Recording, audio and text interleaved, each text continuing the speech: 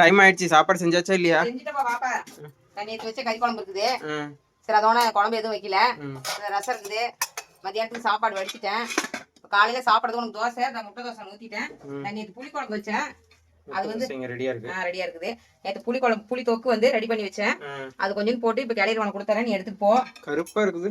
பழைய புளி அப்படிதான் இருக்கும். அப்பதான் நல்லா இருக்கும். புது புளினா வெள்ளை வெள்ளைன்னு இருக்கும். இது அன்னைக்கு தான் செஞ்சேன்னா எல்லாம் கொடுத்தேன். ஆளு கொஞ்சமா கொடுத்துட்டேன். புளி அந்த இது மாதிரி செஞ்சு நைட் தான் செஞ்சு வச்சேன். அப்பதான் அது கலர் முடியும் டக்குன்னு. நல்லா வாசம் பாரு, எவ்வளவு கம கமன்னு வாசமா இருக்கு. இது அப்படியே செஞ்சு வச்சுட்டு பாட்டில போட்டு எடுத்து வச்சுட்டு வேணுங்கிறப்ப எடுத்து போட்டு கிளறிக்கலாம். அன்னைக்கெல்லாம் செஞ்சது எல்லாமே ஆள் கொஞ்சமா கொடுத்துட்டேன்.